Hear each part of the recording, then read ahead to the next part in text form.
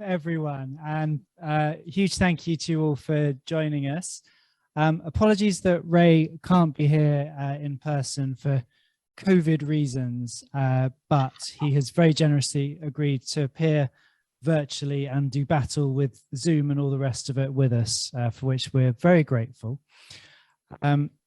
We are recording the talk now, so particularly in our online audience, please bear that in mind and stay muted if you need to have any conversations with anyone. And this is, I think, now the 7th talk in our season, and we've been looking at various themes around psychology and consciousness and philosophy of mind. And Ray is joining us today to talk about one of the issues or dilemmas in some ways that comes up very often in philosophy. It's a long-standing debate that many philosophers have grappled with. Ray, for those of you who aren't familiar with him, trained in medicine originally and became a professor of geriatric medicine at the University of Manchester. He was elected a fellow of the Academy of Medical Sciences, research in clinical neuroscience, and played a key role developing guidelines for the care of stroke patients.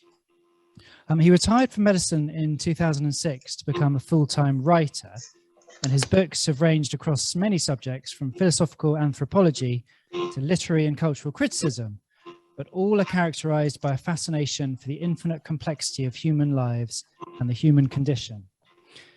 The Economist's Intelligent Life magazine lists him as one of the world's leading polymaths. So it should be a fascinating talk. I have sent out links to everyone for Ray's new book called Freedom, an Impossible Reality, on which the talk is going to be based.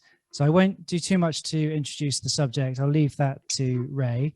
And we will have, as usual, a talk of around 40 minutes. So do save up questions for the end of that when we will open it up to discussion.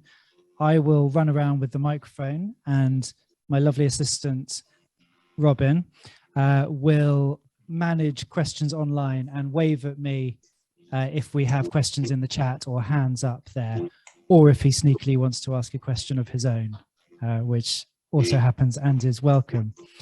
We're still getting a little bit of sound interference. Is that from Ray now?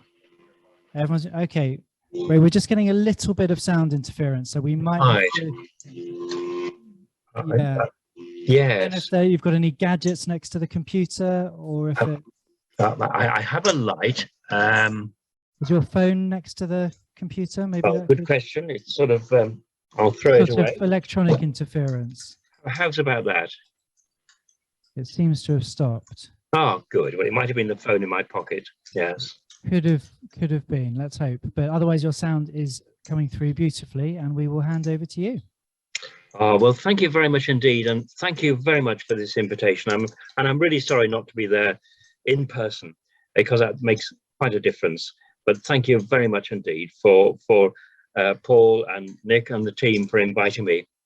As Nick as said, I'm going to talk about free will and impossible reality, and basically it's based on the book which was published in September last year, Free Will and Impossible Reality. And the theme of the talk is that free will is impossible in theory, but it's real in practice. So I'm going to start off by saying a little bit about what free will is. The best definition, as far as I'm concerned, is from Robert Caine in his wonderful book, The Significance of Free Will. The power of agents to be the ultimate creators or originators and sustainers of their own ends and purposes. I put ultimate in square brackets. That might be sort of over-egging the pudding a bit. I'm just basically saying the power of agents to be the creators or originators and sustainers of their own ends and purposes. And by the way, if anybody wants copies of the slides afterwards, they're very, very happy to. I'm very happy for them to have them. Galen Strawson says it's a feeling of radical, absolute buck-stopping up to meanness in choice and action, or perhaps the feeling, at least, that the buck starts here. It was Dr. Samuel Johnson who said that all theory is against free will and all experience is for it. And the challenge is, how do we reconcile our experience with the theory? Well, in reality, there is a fundamental difference between doings and happenings, between what I do and what merely happens to me, between my walking down the stairs to set out to give a talk and falling down the stairs having lost consciousness. There does seem to be that real difference. Now, there are different positions on free will. There's incompatibilism, which says that determinism and free will are incompatible. Determinism implies that only one course of actions is possible. Compatibilism says that determinism and free will are compatible. Libertarianism says that since agents have free will, determinism is false. And my position is that an apparent determinism in nature is compatible with genuine human agency, with human agents deflecting the course of events.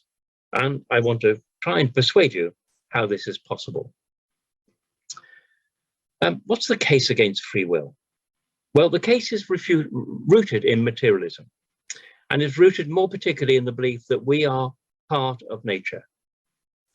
As Daniel Dennett said in his book called Consciousness Explained, in which he failed to explain consciousness, he says there's only one sort of stuff, namely matter, the physical stuff of physics, chemistry, and physiology. And the mind is somehow nothing but a physical phenomenon. In short, the mind is the brain. So we can, in principle, he says, account for every mental phenomenon using the same physical principles, laws, and raw materials that suffice to explain radioactivity, continental drift, photosynthesis, reproduction, nutrition, and growth. So we seem to be in the grip of the tyranny of nature. There are the unbreakable so-called laws of nature. We live in a causally closed material world. It's impossible to escape the tyranny of nature if we're part of it. And after all, if we are our brains, and our brains are material objects, that escape is impossible. All actions are physical events. They originate from physical bodies, just like my gesture at the moment. Material events are connected. I'm just going to move my face a little bit out of the way. I hope that doesn't completely extinguish me. Material events are connected by laws, causes, or law-governed causes. And laws, by definition, as David Lewis says, are unbreakable. So the laws of nature seem to be against free will. The future states of the universe, including those entities in it, like us, who fancy themselves as free agents, are fixed once initial conditions are established. As Peter van Inwagen said, there is at any instance exactly one physical possible future. Actually, and this is central to my argument, there is not even one physical possible future.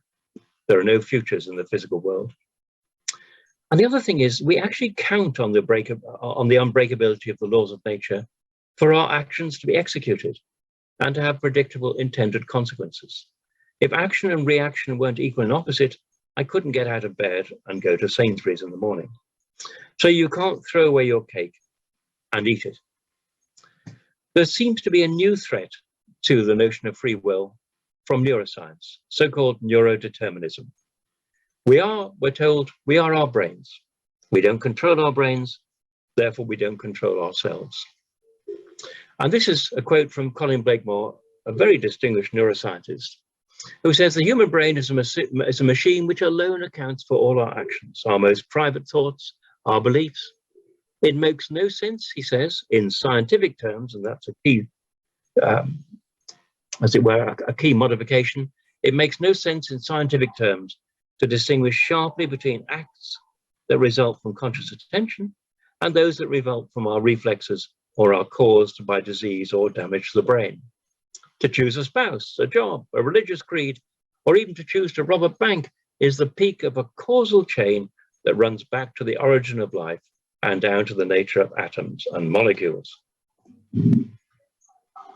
Jerry Coyle, famous evolutionary biologist, says free will would require us to step outside of our brain structure and modify how it works.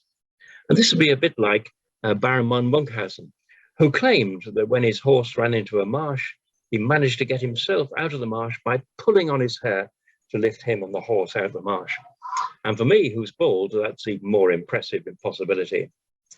So those of us who want to defend the notion of free will have got a job to do.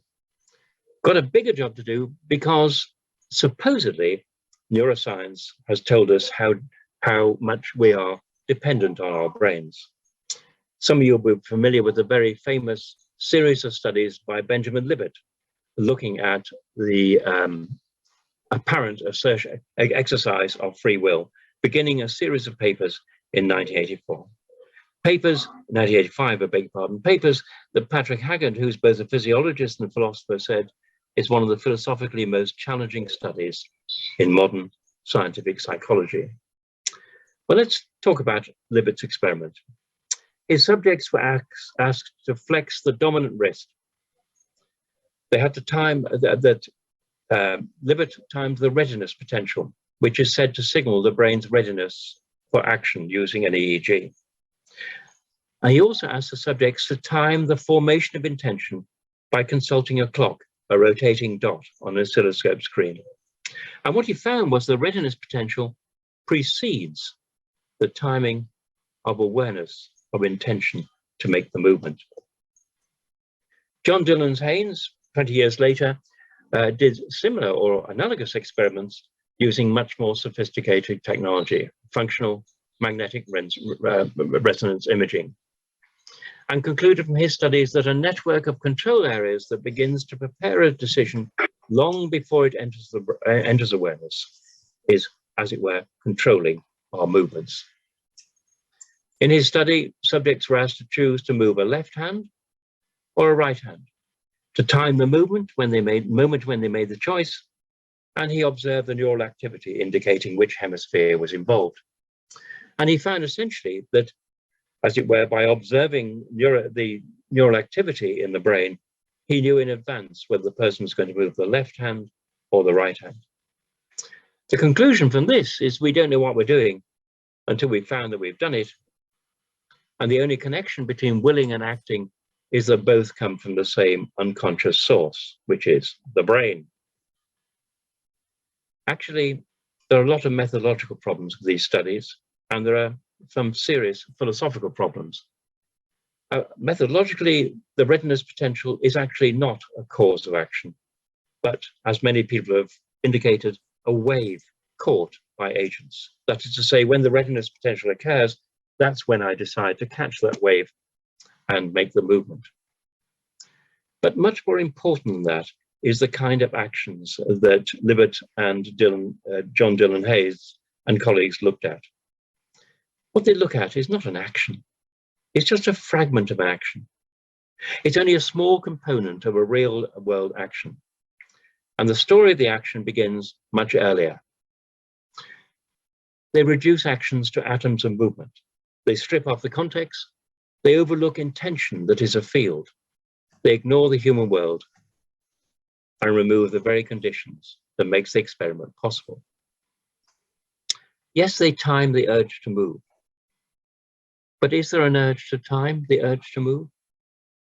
The dubious temporal relationship between the perception of a material event and the perception of a subjective experience already undermines the experiments methodologically. And likewise, the dubious temporal relationship between the perception of material event and the material action. But let's step back much further. Let's think of Mrs. Smith, who decides to participate in Libet's experiments. A fortnight before she pitches up at the laboratory, she reads in the newspaper that Professor Libet is doing some studies. And she happens to know that her neighbors have a child who has brain injury. And she thinks, gosh, those brain scientists are so clever. Perhaps they will discover something that will help basically the child next door who has brain injury. So she rings up Professor Libet's laboratory and offers herself as a volunteer. The night before she's due to turn up in the lab, she switches on the alarm to make sure she doesn't oversleep and annoy Professor Libet. She then sets off and she arrives at the hospital, has a blazing row with someone because they've stolen the car parking slot.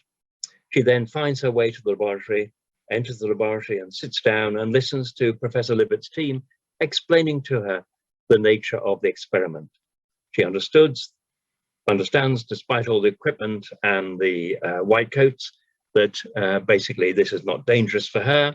She learns what to do, and she does it. And suddenly you see that simple movement of the hand being part of something much wider, as it were, a whole field of intention. And that's really what real actions in the real world are. And that's what was missing in Libet and Dylan Hayes' experiment. So we can put neurodeterminism, or neural evidence for determinism, to one side. Now I want to start looking at some of the characters that seem to imprison us. And I want to look at the laws of nature, and I want to put them on the rack. What are the laws of nature? First of all, are they separate from nature? Well, a long time ago, it was felt that the laws of nature were drivers of change, as it were, shaping the advance of nature from a quasi outside. There were horses that drove, as it were, the carriage of nature. If they weren't horses, they were directors of change. They were horse riders, stopping things, as it were, going off course. None of that is now accepted by philosophers of science. So what are the laws of nature? Well, one way of looking at them is to say they're nature's most general habits. They're real patterns, how things typically unfold under certain circumstances. Of course, even as mere patterns, the laws of nature are implacable. They don't have to be either horses or horse riders, but they still remain implacable. If these are the habits of nature, then presumably we're caught up in them. And indeed, we need the laws of nature to be implacable in order that our actions should be possible and have the desired outcomes and consequences, as I've indicated already. So do the habits of nature render us helpless? Are we just swept along by the unfolding of the material universe? Well, no, because actually we use the laws of science that we have discovered, we've extracted from the habits of nature to extend our power. Evidence of our extending our power? The Anthropocene. This phase of the Earth is actually driven by human behavior, for good or for ill, as we know. What's more, in order to discover the laws of nature or to transform the habits of nature into the laws of science, we must have, in some sense, stood outside of nature and its laws. The process of discovering the laws of nature is highly unnatural. What we do is we generalize, not from experiences we spontaneously have, but from quality-controlled experiences that we've set up. We transform those experiences into measurements. So this is highly unnatural. So the laws of science that we discover are not natural, nor is the science that discovers them. And I want to illustrate this, not with something high-powered like the general theory of relativity or quantum mechanics, but something we all know from school, Robert Boyle's and his law, Boyle's law. Boyle's law, most of you probably remember, is that the pressure and volume of a fixed quantity of gas varies inversely at constant temperature. Increase the pressure and the volume falls, decrease the pressure and the volume rises. P over V equals K. And what Boyle did was to separate independent variables, manipulated variables, such as pressure, so he'd increase the pressure, and then look at what happened to the dependent variable, the volume, which, if the pressure was increased, was shrunk. He also, or would have done had he known, he would have controlled other variables, like the temperature of the gas, and other variables like its viscosity and transparency. All of this is highly unnatural. Nature itself doesn't separate pressure, volume, temperature, viscosity, and so on. So discover the habits of nature as the laws of science, like Boyle's law, we have to separate variables, sometimes they're called parameters, that are not separated in nature. What's more, in nature, there's no distinction between background and foreground or between signal and noise. In the lab, there's a clear distinction between the background and the foreground, between the signal and the noise. We try and control the noise. We have, as it were, adopted an unnatural position in order to reveal the habits of nature as the laws of science. And this is something that was John Stuart Mill recognized in a very important posthumous paper called On Nature. Though we cannot emancipate ourselves from the laws of nature, sorry, I'm just going to, though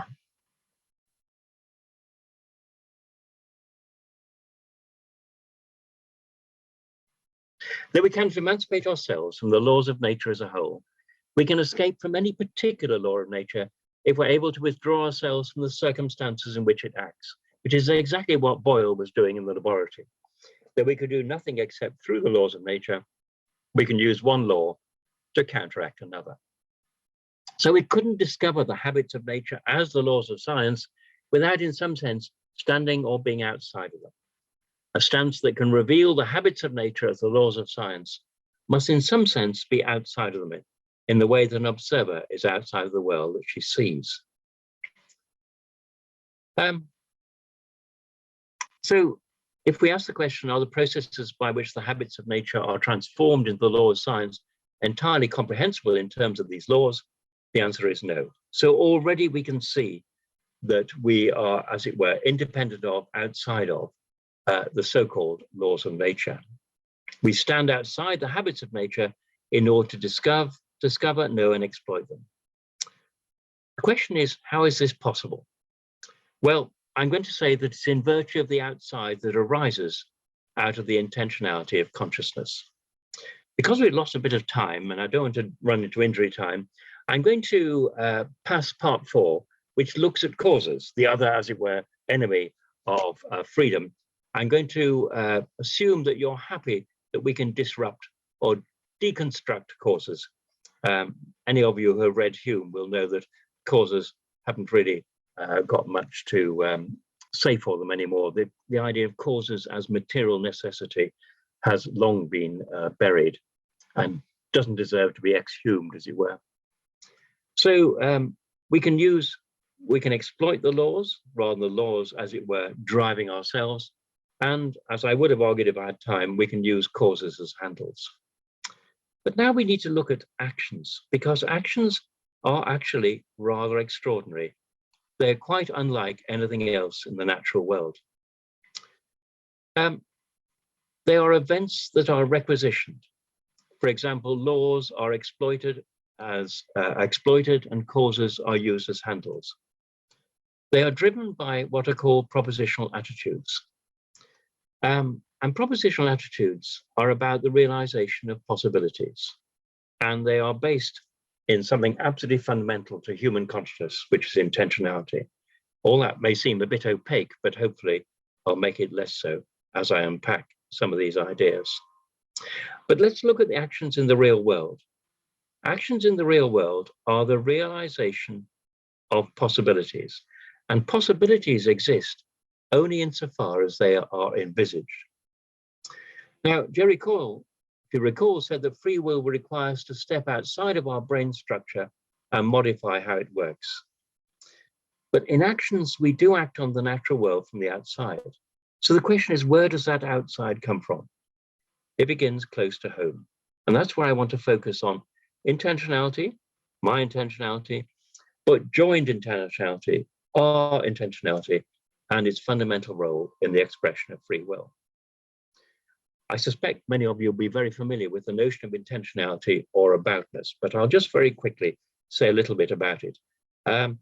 It was really a notion that was brought into philosophy by the Stoic philosophers, was very important to medieval philosophy, but has become central to so-called continental philosophy since the late 19th century as a result of the extraordinary writings of this character. As a beard I feel very envious of, and hair I feel even more envious of, Franz Brentano. He resurrected the notion of intentionality.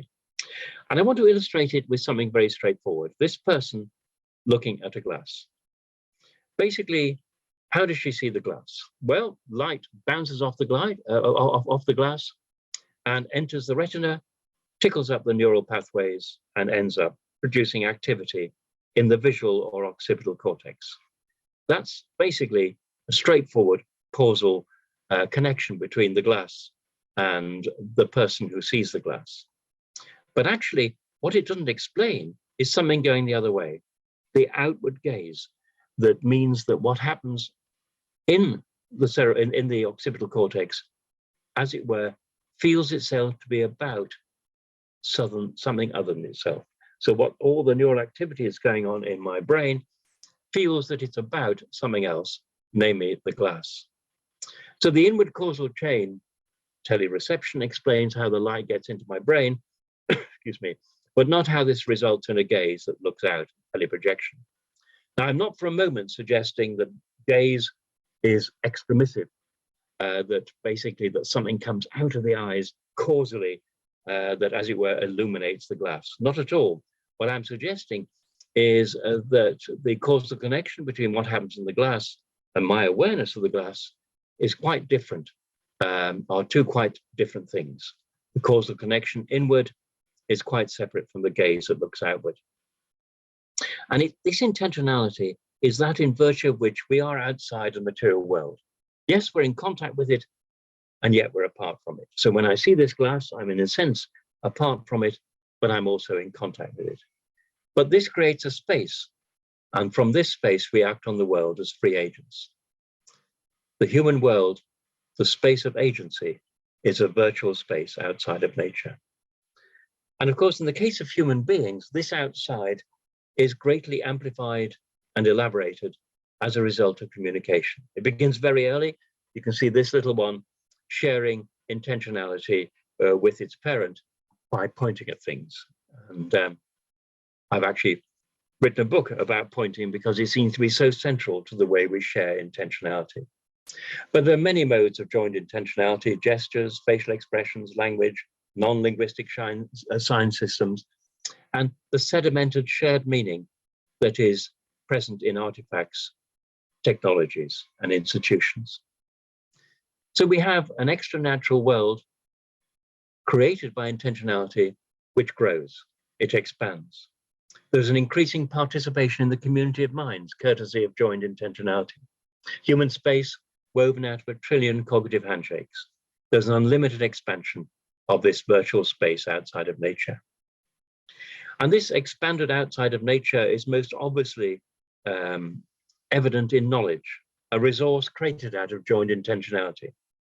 Now, knowledge guides but doesn't compel actions, and I'll come to that in a second. Knowledge itself is not a simple effect of material causes, nor is it a simple cause of material effects. Because actions are something very strange. They are the realization of possibility.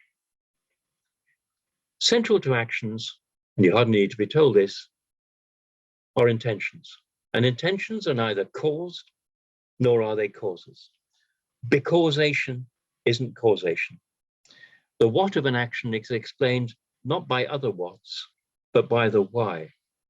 Goals that are or have been explicit. So real actions in the real world are prompted by a pull from in front, not a push from behind. The arrow of influence is from the future, the envisaged state in the future, to the present.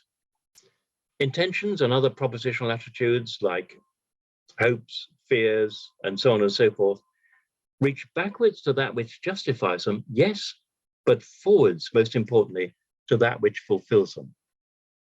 There's a sense of a possible state of affairs that does not exist, but might be brought into being. And that's how our agency, or we as agents, are not mere conduits connecting the past state of the material world with its future. And this is true even in something as simple as deciding whether or not to take an umbrella. I look out the window, it's raining. On the other hand, should I take an umbrella? Well, I don't want to borrow Smith's umbrella because Smith's a bit sort of protective of his umbrella. And anyway, actually, what I'm going to wear is sort of not all that important.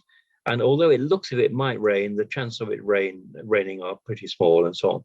So you can see how the decision to take an umbrella, which is a very simple decision, unlike the decision to go to medical school or whatever, even that is incredibly complex and doesn't map onto anything as simple as the kind of events we see in the natural world.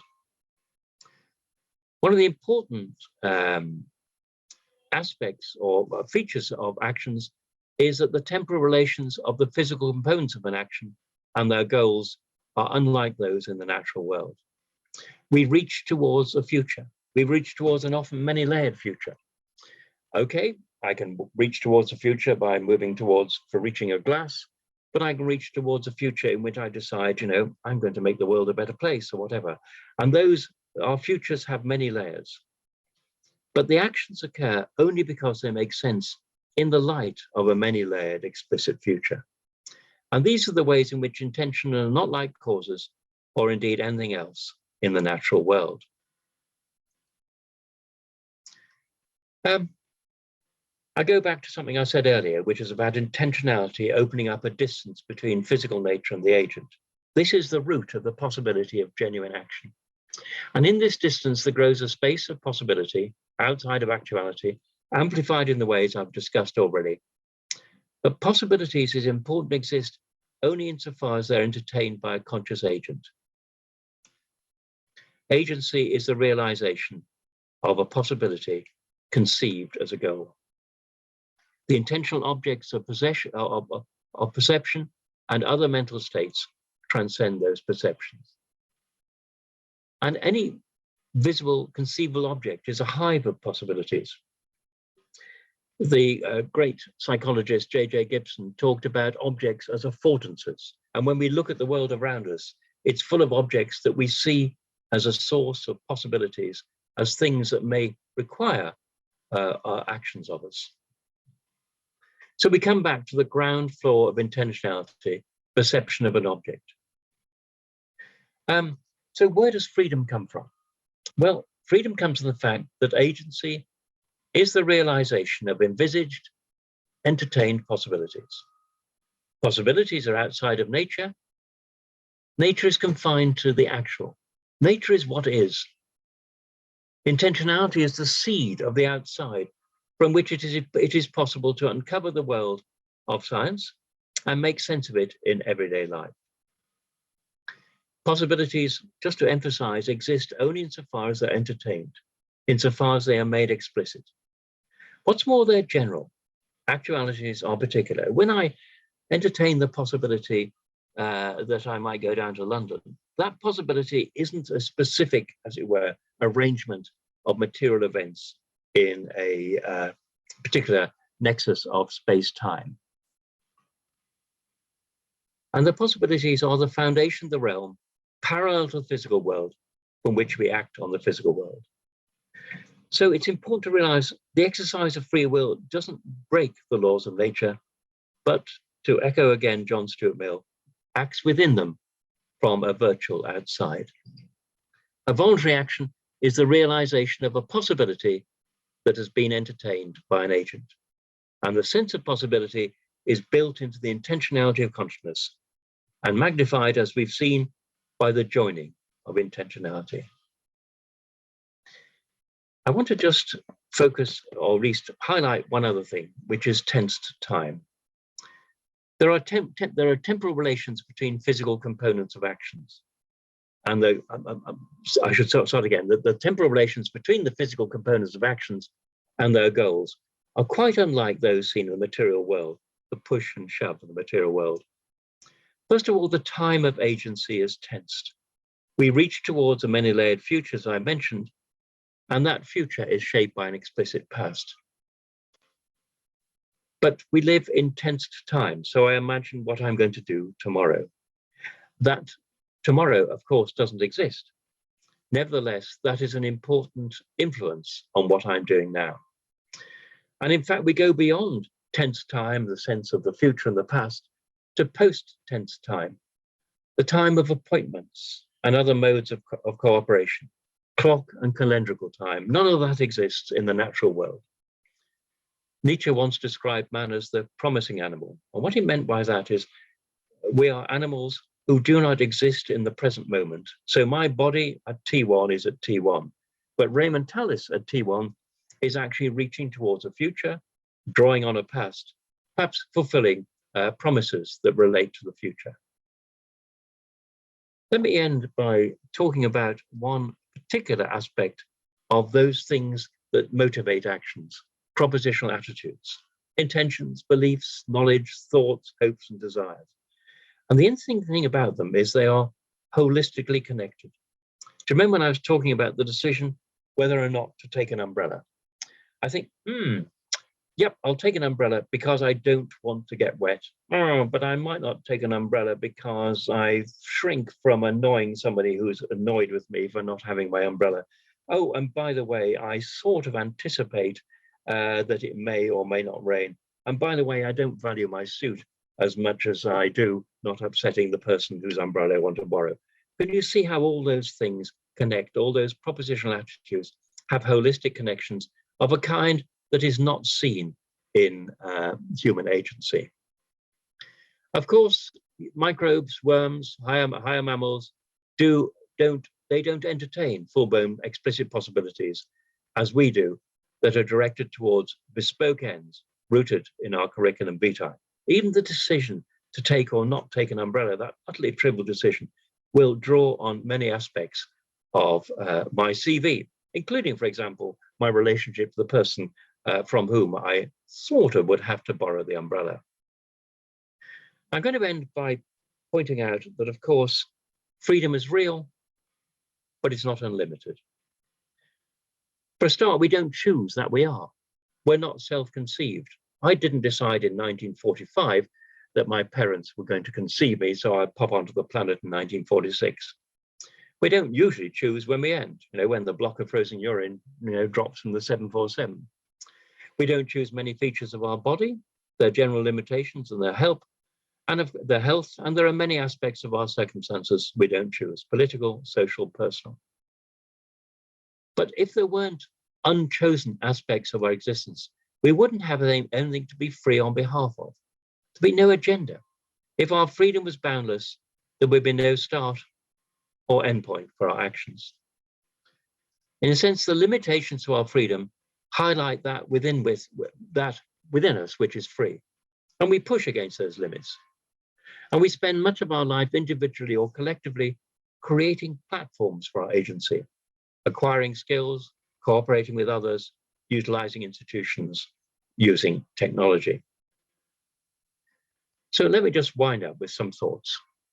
At the heart of the case for freedom is a recognition of the fundamental nature of human consciousness and of intentionality as the mark of the mental. Intentionality is an asymmetrical relationship between ourselves and the material world. I'm conscious of the glass is not conscious of me.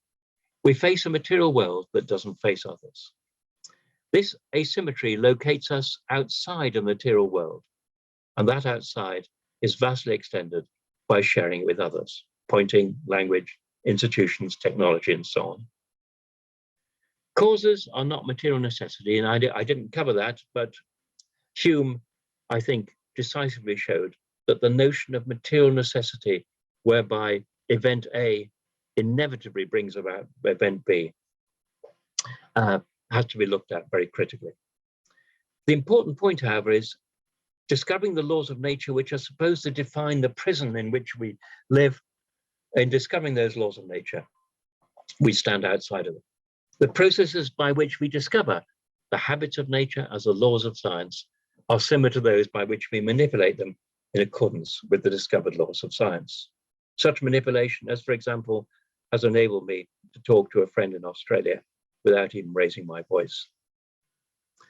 The intermediate elements of actions, intentions, belief, knowledge, so-called propositional attitudes, are neither effects nor causes, though they designate events as effects or causes.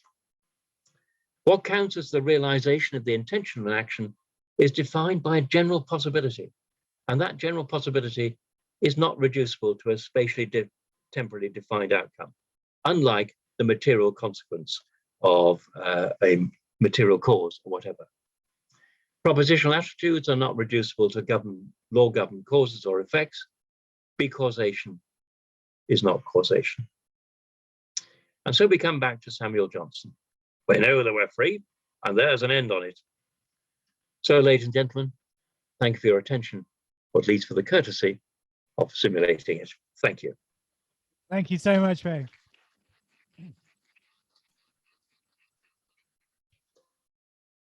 Thank you. That was fascinating, and well done for dealing with the many incursions of the material world into your talk. Thank you. Thank you. And shall I stop my screen sharing? Sorry to bother you. Shall I stop the screen sharing? Yes, that would be great, and then we can. Oh, thank you. Yes, everybody's come back. See more of what you described kindly as lovely faces on the screen. Yeah, exactly. I'm going to open it up to questions. Can I get an indication of who already has or might have a question in the room? Got one or two at the back. Anyone in the online chat with a question already? Ray, do you want to take a second to get a glass of water or something like that? Are you okay? I've already done better than that. Oh, great. Thank you, yeah. Or a glass of something better, of course, which we warmly encourage at the club. Well, while people think of a couple of questions, I wanted to just ask how your conception of free will relates to a topic which is often,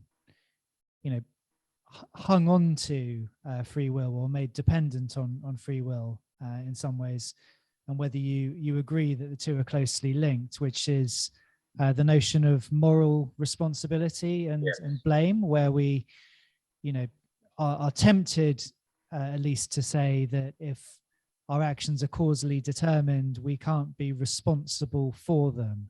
Where does your theory connect with that idea, and does it accept or deny it? Oh, thank you for that. I mean, it's interesting. That's very timely, because I had a discussion with an excellent philosopher, Tom Clark, who doesn't believe in free will. He runs addiction clinics, and he believes that addiction demonstrates we don't have free will. And my feeling is this, that we're obviously not free to do or not do everything, in the same way as I'm not free to have come into being. But it seems to me, even in somebody who is suffering from addiction, the process by which they became addicted, at least at some stage, began with an exercise of free will. Secondly, that their addiction isn't the whole of their life, and they're exercising their free will outside of their addiction, however big a headline the addiction is. And the fact remains that many people with addiction do actually seek to head off their addiction by all sorts of means. When I'm trying to reduce my alcohol intake at the moment, my God, is the tape running. And so what I do is ask my wife to lock the utility room where all the bottles are until at least 7 o'clock. And it's a bit like what Odysseus did when he didn't want to be seduced by the sirens. He strapped himself to the mast and his, the sailors to the mast. So we have lots of ways in which, although we may lose an exercise of free will, we've got ways of heading it off. And even in those areas where we lack the expression of free will, or rather beyond those, we have a lot beyond those areas. So somebody who suffers from an alcohol problem isn't just an alcoholic. They exercise their free will in many other ways. In the end, if you chop my head off, of course, my free will disappears completely. But so it's always contingent on certain circumstances. But within those circumstances, there's lots of ways of exercising one's free will. We have a question or two on the chat. Was it a question from you, Robin, as well? It's from Robin. I'll ask one more, then we'll take a couple in the room. And from what you just said, Ray, it seems that people could be, more or less free depending on their circumstances and their past choices and their psychology. Does it follow for you that our freedom and our free will is something we could and should be actively working to increase as individuals? I think that's true. And just to sort of revert to, as it were, the premise, it seems to me the very fact we acknowledge some actions are less free than others, in a sense, is an acknowledgement of free will. So I acknowledge that if I have an epileptic fit and fall down the stairs, it's not a free action in the way walking down the stairs to set out to give a talk is a free action. Likewise, if one has an epileptic fit, one can still exercise one's free will by deciding that you're going to see the doctor and take the medication and discuss it with your employer and all those sort of things. So the very fact that there are limits to our free will, as it were, highlights that within those limits there is indeed free will, and we can spend a lot of time training ourselves to have further free will, creating platforms for our freedom of choice to become more free agents. I also feel that clearly some people's lives are much less free than others, and those of us who have a lot of freedom have a moral duty to promote the freedom of others. Thank you, Ray. I'm going to take a question at the back, and then I'll come to Robin, unless there are others with their hands up. There's one or two. Okay, the camera should swing round to focus on us if Robin's on it. He is. I had it's a wonderful talk. I had a question about David Hume mentioned and Kant and causality.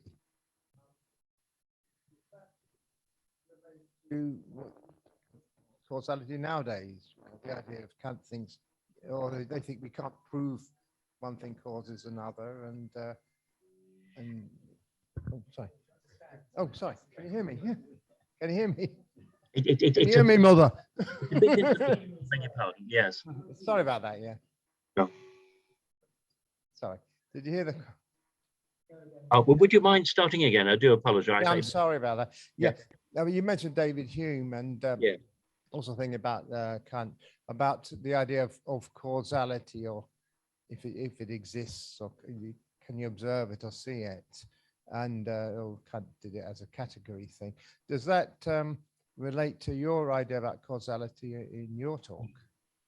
Yes, I mean, basically Hume undermined the notion that there was a kind of material necessity linking causes and effects. He said the sense of necessity was essentially a mental thing, that we have a strong expectation that when there be events of type A, which are usually followed by events of type B, that events of type A bring about events of type B. And he said that's not true. I mean, we cannot guarantee that the sun will rise tomorrow. So whatever patterns there are in the world, they are not guaranteed by, as it were, a material necessity. I would agree with that. And I go a bit further in the book and say, well, actually dividing the world into discrete events, dividing a continuum into discrete events, which then have to be stitched together by some quasi-necessity, is itself the result of the eruption of a subject, an agent, into the world. And in fact, causes really only figure largely in our lives when they become handles by which we bring about desired effects. Thank you. I think we have a question here from Brian. Yes, thank you very much. In many ways, a freely chosen decision is not momentary. It has to be sustained. Exactly. And, whilst I recognize a great deal of what you say, you know, would be very familiar in the world of literature and novels, Yeah. which read very differently, indispensably differently from a psychology or neuroscience textbook.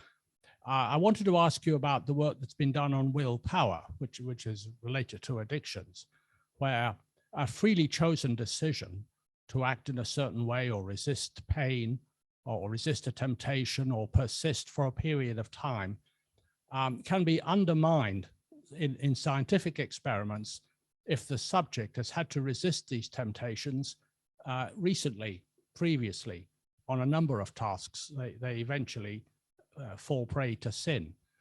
But even that can be remedied if their blood sugar level can be raised somewhat. So this is all the studies on willpower, particularly curated by Roy Baumeister at Princeton. Now that does seem to show us that although there are momentary senses of freedom, that underlying that, there is some kind of process which is a form of exhaustion, and that surely must be physical. No?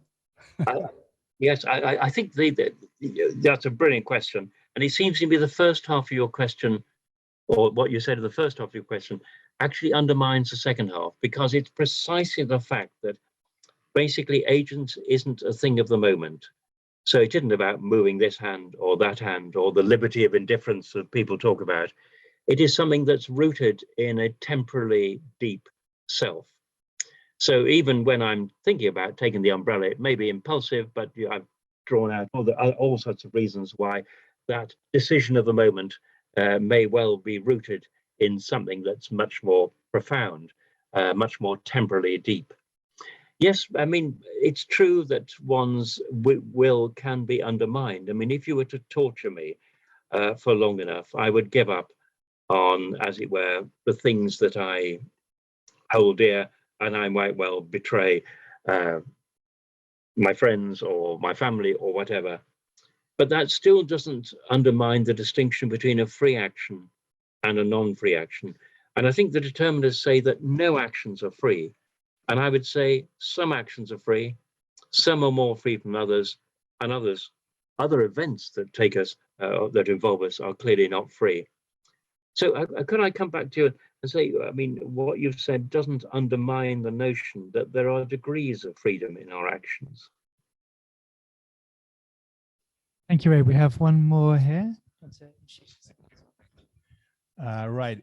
The idea of free will, I think, okay. Yeah, the idea of free will is ontological, and it has two dimensions, secular and religious, right?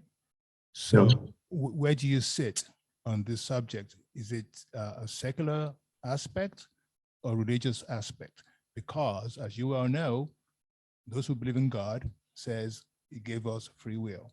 So where do you sit on this ontologically? Thank you. Well, I'm a humanist.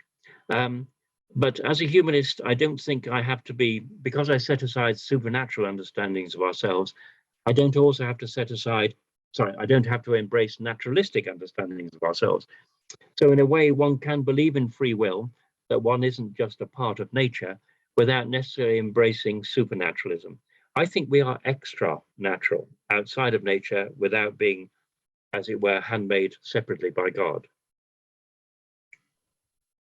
Thank you, Ray. Do we have any more questions in the room that I've missed at this stage? Because we do have a couple online. I think we have Tony with his hand up, and then we'll come to Freddie's question in the chat. Tony, if you'd like to unmute yourself, we can't do it for you. You'll need to find the button. There you go. Can you hear me now? We can. Okay. Raymond, first of all, thank you very, very much for your talk. Very interesting. I was just wondering, though, whether you would agree that those who dispute the existence of free will are really talking about constraints on free will, and which, of course, logically means that if something is constrained, it must exist. So all of the arguments against free will are really nonsense, aren't they? But anyway, the point is, though, that if we're talking about constraints on free will, the discussion therefore really should be not whether free will exists, clearly does, but how do we manage the constraint? We're getting a bit of interference there. I'm not sure if anyone's gone off mute apart from Ray. Do we still have you on, Ray? Yes, thank you. Can you hear me? Yeah, we can hear you. Did you hear the question, or would you like me to summarize? It's a funny noise in the background, isn't it? But I entirely agree. I mean, the very fact that there are some actions that seem to be more constrained than others highlights the fact that some are less constrained. That is to say, there is free will. It's also the fact is, if I was, as it were, didn't have any framework within which to operate, if there weren't any givens, if I wasn't, as it were, presented to myself as somebody born in a particular epoch with certain characteristics, there would be nothing for me to have free will about. I've got to have as it were, a platform given from which free will is to operate. So in that sense, I'm very much resonating with what you say. But first of all, if there are degrees of free will, it implies, yes, there is some free will, even though many things are constrained. And secondly, without constraints, there would be nothing to have free will about. What would Raymond Tallis do if there wasn't any given that he had to deal with? I say that in response to an argument by Galen Strawson, who is against the notion of free will, who said, basically, we never caused ourselves. Whatever happens to us is downstream of those causes we didn't cause, and therefore we're helpless, essentially. And what I would say is, if there wasn't a given that was Raymond Tallis born in 1946, he would have nothing to be free about. There are many other enabling frameworks, as well, as the linguists would call it, which as it were, give shape to my free will. So it makes sense to choose X or Y. Hey, would that be your answer to the question Freddie put in the chat, which is, how can there be free will if we're not able to choose our own preferences? For example, Freddie's confessed love of ice cream is apparently outside, well, maybe it's hypothetical, apparently outside his control. But are you saying that unless you have those preferences, there's nothing regarding which you could exercise freedom? But you have to, exactly, you need to have preferences, and they include moral preferences. That you prefer to be decent to someone rather than, negative and so on. So in other words, free will has to have a direction. It has to have a framework. But we can shape that direction and shape that framework. If I decide I'm going to every day and every way I'm going to get better and better, I haven't succeeded, but try, then already I'm, as it were, shaping my own future so that the operation of my free will takes place within this enabling framework. Thank you. We have a couple of hands up, and then we'll come to more questions in the chat. Tony, do lower your hand unless you've got another question, and we'll go to Colin. Colin, please unmute if you're able. Yeah, we can see you. We can't hear you yet. What is it? My question, is it? Yes, over to you, Colin. We can hear you now. Yes, thank you. Yes. I've put it in the chat. What is Raymond's view of the role of imagination in intentionality? It seems of all living things, only Homo sapiens has imagination. So did the humanoids before Neanderthal and all the other humanoids before Homo sapiens did not seem to possess the imagination? What are your observations on that and your comments? Oh God, I love that question. I mean, basically, I couldn't agree with you more. I mean, I don't sound chimpist, but I have to say chimpanzees don't seem to have the kind of imagination that we have. And just to give you one example, about 5 million years ago, the extreme technological achievement of chimpanzees was to use a stone to break a nut. Bring it up to date. The latest news is that the greatest achievement of chimpanzees at present, 5 million years later, is to use a stone to break a nut. So clearly, there is something wrong with their ability to transform the conditions of their life through imagination. I think the reason why our imagination is so rich is that our consciousness is not merely joined with the consciousness of others, but in many different ways is collectivized. So we are parts of groups, institutions, and so on and so forth. And that kind of joined intentionality is very is very primitive in our nearest primate kin, which are chimpanzees. So imagination is absolutely central to ourselves, but we have a space already delivered by our conspecifics to imagine into. You're right. We have a question from Paul, who intends to ask a question about tensed time. Oh, Thank brilliant. you, Bring it on.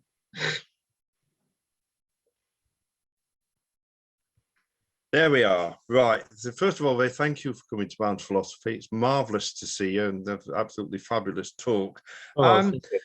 My question is that you write about tense time in Freedom, the latest book, and you also write about it in Aping Mankind, which I've also read.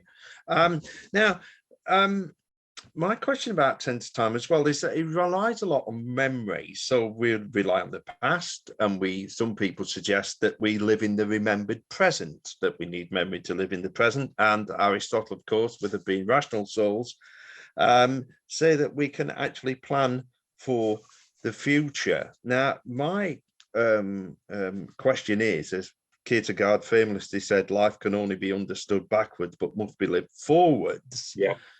Therefore, I'd like to know where you actually sit regarding the memory and tense time. And also, I've got a request. Could you please explain the Tommy Cooper effect to everybody, please?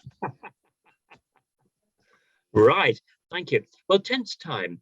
I mean, first of all, there's no tense time in the physical world. Don't take it from me, take it from the expert, Einstein. One of his great regrets towards the end of his life was that the general theory of relativity, and indeed the special theory of relativity, had no space for tense time, because tense time is very strange. I mean, take me. My body is at time T1 at the moment, but I'm thinking about the answer to the question.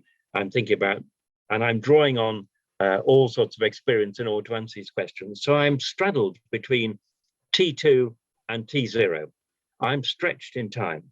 Unlike my body, or unlike any other physical body, I am not, as it were, confined to T1. And Einstein regretted bitterly that he felt he couldn't make sense of tense time, which was so important to humanity. There was no now in the spatio-temporal continuum and so on. So tense time is something that is utterly unique to human beings. We have transformed it partly through joined intentionality. So we have not only tensed time, that is to say the sense of tomorrow and so on and so forth, but we have what I call in the book post-tense time, which is calendrical and structured time. So I can say, oh, Paul, I'll see you next Wednesday. Or, yes, I'd be love to give a talk to the Barnes Philosophy Society, you know, in 10th of April and so on. That is to say, we have a structured time, which is about how things either have been, but are explicitly present in their having been, or might be there as explicit possibilities. So essentially, tense time gives us a space within which we operate. I mean, I touched on it very briefly in the talk, but it's a much bigger issue, and I think it needs to be unpacked a bit more. It makes us not a creature of tenseless time, which every other object in the material world is. And it comes from joined and shared intentionality. Now, the Tommy Cooper effect, this shows my age. I bet you're all too young, all of you, to have even heard of Tommy Cooper. But basically, he used to say how things would happen, and he would do a little conjuring trick and say, just like that. And it's my critique of the notion of emergence. People say, yes, consciousness, we can understand consciousness because it emerges from the complexity of the body, the brain, and so on, just like that. So that basically is my Tommy Cooper effect. Does that, Paul, answer your question? So, do we have more questions in the room? I can see one from Robin. We've got a couple more. Great. We'll do a quick round then of 3 in the room. Robin, I'll come to you last. Sorry. Give you time to refine your question.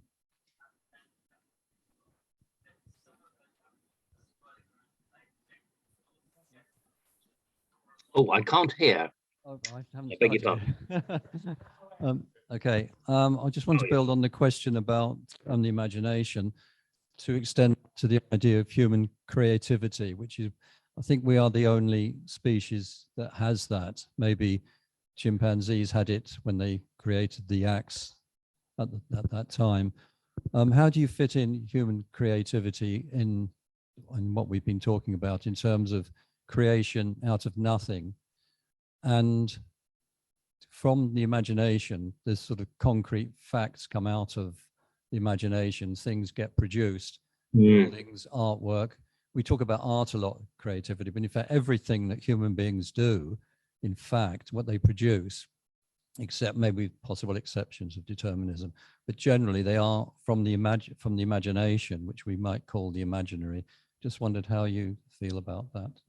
No, absolutely. And actually, I mean, chimpanzees didn't even develop a hand axe. A hand axe is an explicit tool which has been made in anticipation that it might be useful. I mean, to make a hand axe, you need to make 400 strokes to create this beautiful device. So chimpanzees don't even have hand axes. They, as it were, seize on things that lie to hand, but they're only confined to that moment. I mean, I think our imagination is very much a collective imagination. You can still be very individual, you know, individual novelists, individual artists, and so on. But basically, we swim in a sea that we've created collectively. I mean, the most obvious element in that sea is language, so that we inherit extraordinary amount of collective consciousness just through learning, you know, the words we learn in the first 3 years of our life.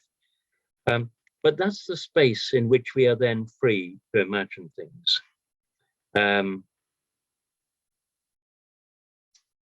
Can you just, I haven't done justice to the second half of your questions.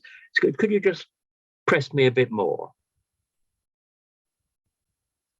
I was thinking that my basic thing is that everything that human beings produce, ideas and values, different societies have different sets of values. Yeah.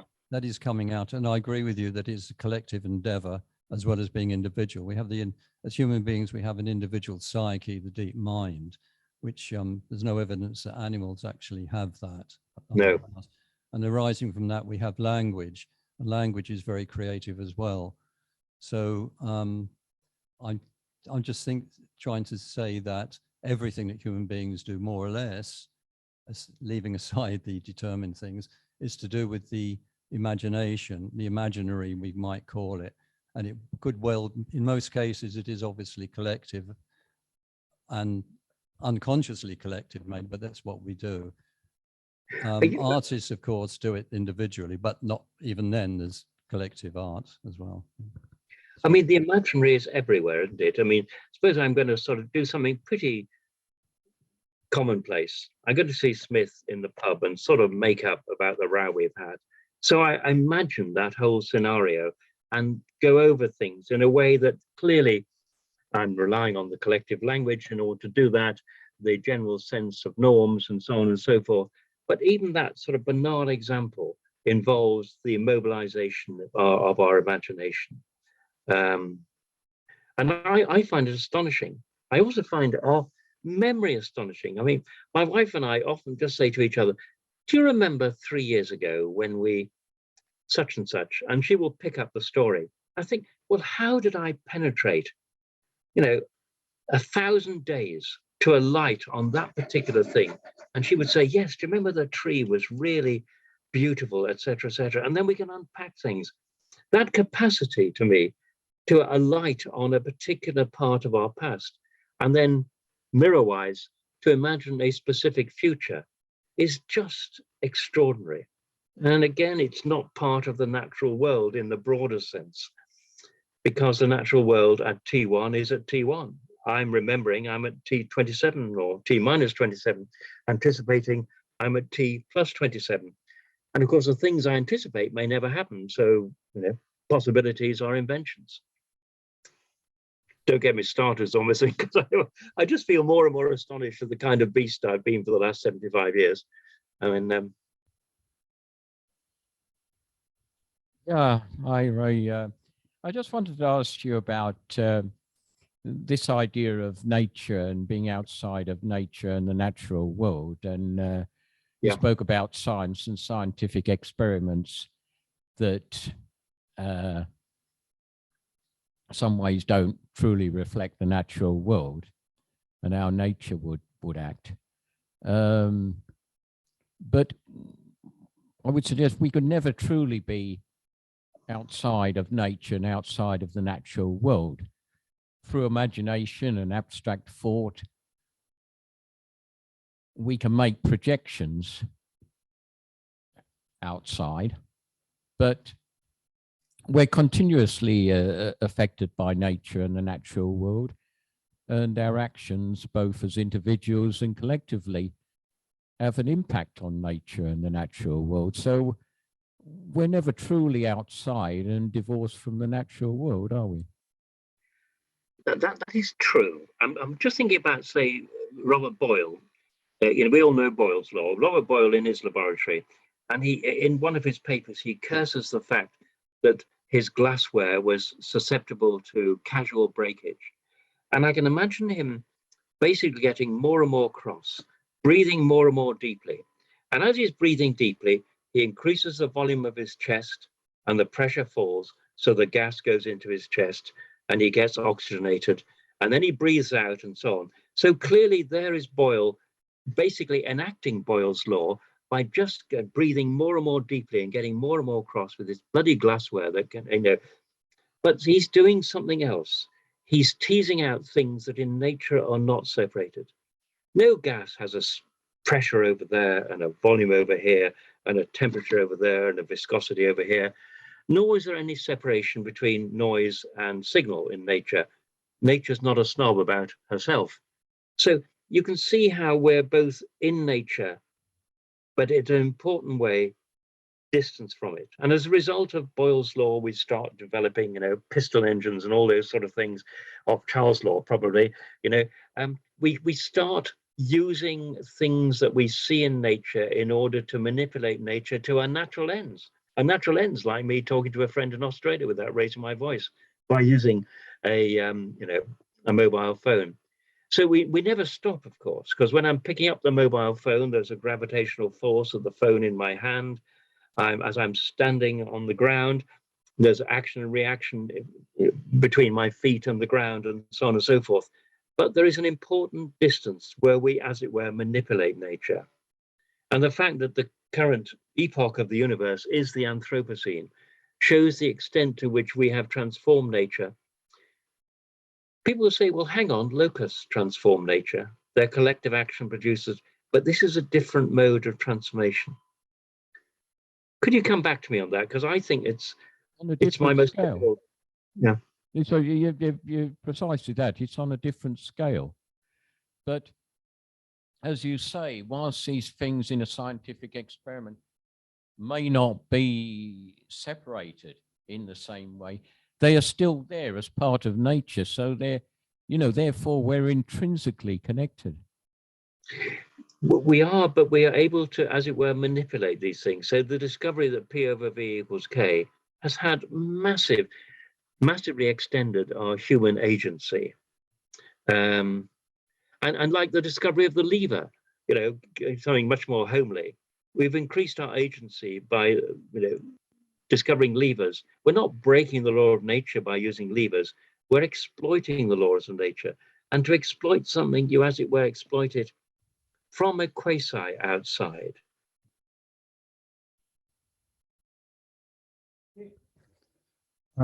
Hello, that was a great talk. Thank you very much.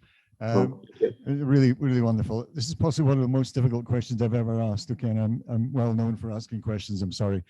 My background is neuroscience. Yeah. Brilliant. And I'm also a medic.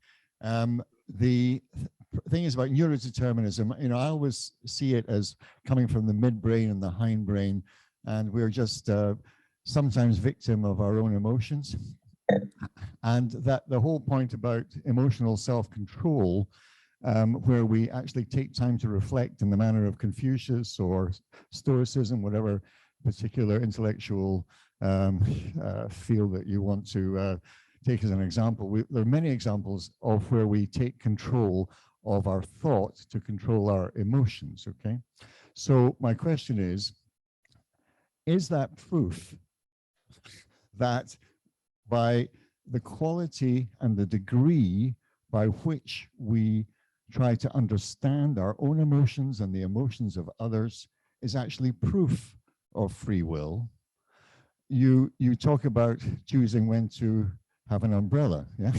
when to take an umbrella. Are there similarities between choosing whether to have an umbrella and when to, shall we say, fall in love, be angry, be skeptical, whatever it is. And does that actually, in a kind of way, prove free will, that we have that ability to consciously quantify and the nature and the degree of any particular decision, particularly in relation to emotion? Thank you. Oh, well, thank you. I mean, it isn't proof because there is plenty of evidence elsewhere, but it's a manifestation, isn't it?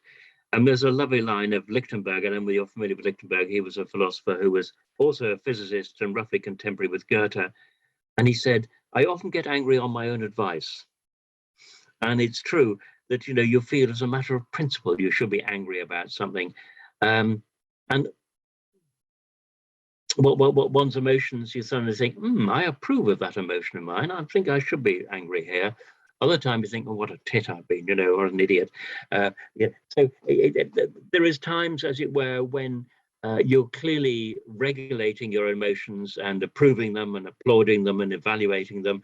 And there's other times when, yes, you are to some extent ambushed by them, which just illustrates how our freedom is not uniformly expressed throughout every moment of our life and every circumstance. But the fact it's not uniformly expressed doesn't say that it doesn't exist. Just because there's pale blue and you know, pale red and bright red doesn't mean to say there's no such thing as red. Thank you, Ray. I think we have one more question in the room.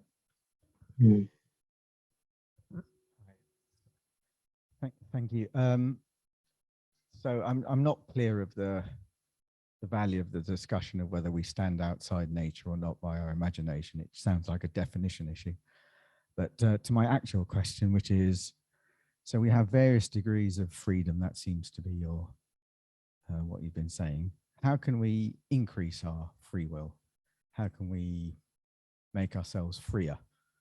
I suppose that's the practice, as opposed to just some sort of hypothetical, we have some degrees of free will and whatever. How do we observe our free will, and how can we increase it both in ourselves and in others? Gosh, that's a terrific question. I mean, essentially, there's all sorts of ways. One is acquiring skills. The other is observing oneself and heading oneself off the path. The other is, I guess, noticing one's weaknesses and saying, I can see why you're going to get in that mess, so don't get anywhere near it.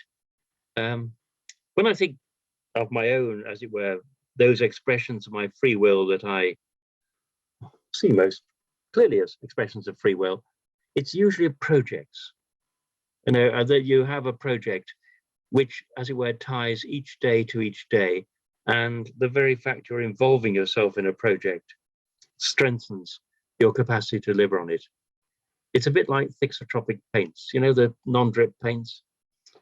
The reason they're non-drip is they've got a different static and dynamic velocity, static and dynamic viscosity.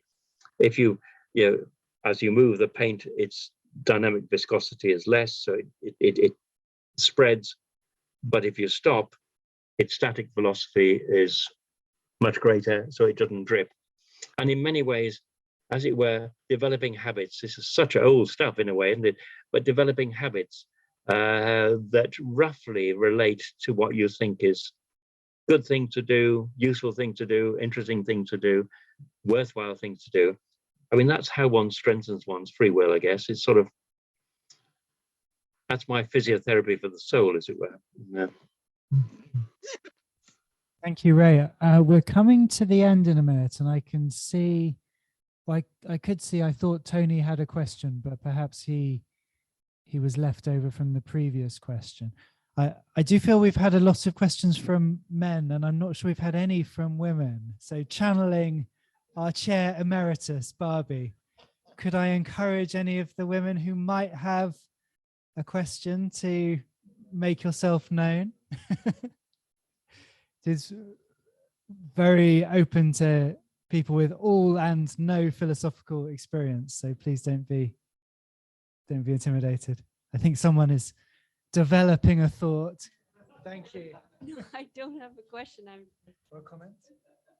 Oh, I really enjoyed it. It's really interesting, and I'm sure the more I come, the more questions I'll have, especially when I get home. Absolutely. Thank you. Oh, thank you. And apologies for putting you on the spot. Any other questions emerging? No. Okay. As I said, we do as a kind of point of principle make the club open to people of all levels of philosophical interest and experience. Yeah. And do we have people here today who haven't come before? Yes, I thought we have a few. So thank you. Do stay and have a drink with us if you'd like. And be happy to share any more information about the club. We have a different talk, obviously a different talk every month. And we'll be meeting next on May the 10th. So we're always the second Tuesday of each month. And we're going to be going back to a theme that we've been looking at a little bit throughout the season, which is artificial intelligence. So part of our technology, consciousness, psychology, freedom, apocalypse, or, you know, that sort of stuff that we enjoy talking about. And we have Ruben Binns, who's going to be talking to us about justice and artificial intelligence. So we really hope you can join us then. If you look out for emails from me, and if you've ever signed up for any event, you will be sent emails by me about upcoming talks until you tell me that you would like that to stop, which you're welcome to do at any time. And we also have all the talks and the registration forms on our website. As Ray mentioned, well, you were sort of almost too modest to mention it, but just in passing, Ray, you mentioned your book, Freedom and Impossible Reality. So I'd highly recommend that you get hold of a copy of that. Thank you. Ray, where is your preferred venue for us to buy your book? I don't have a preferred venue, basically. I mean, anybody who buys it will double the sales, I suspect. So, I mean, well, we've had a colossal audience tonight, Ray, and we will, recording permitting, and I'm optimistic about the recording this time, also put the talk online, and we often have many more club members come to watch it on YouTube, our hugely busy YouTube channel, and you can no laughing in the audience, and you can visit that at any time to see some of our past talks, and we've got about a dozen on there. So a range of really interesting topics. And I'd like to close by just saying a huge thank you to Ray for a fantastic talk tonight. oh, well, thank you. It's wonderful to have the opportunity. That's lovely. Thank you. And if anybody wants the slides, if I send them to you, Paul, or to Nick, they can distribute them if anybody wants them, of course, you know. Please do send them to us, Ray, and we can attach them to the talk, because I think people do like to sometimes go through the content at leisure. So that would be great. Well, thank you for having me. It's lovely. Thank you. One word from the audience. I'd like the slides, of course. It's a real shame we couldn't have you back in the bar. I know, exactly. I mean, this is the bit, the get epistemology is my favorite branch of philosophy, but there you go, you know, sort of, oh my God. Thank you so much, Ray. Well, yeah, we would love to have a drink with you, but we will have to leave you to your unlocked drinks cupboard. At least I hope it's now been unlocked. You certainly deserve a drink. Well, thank you, and what a lovely evening, and thank you very much. All the best. Thanks, Ray. Thanks everyone online for joining. Bye. Thank you, Raymond. Thank you.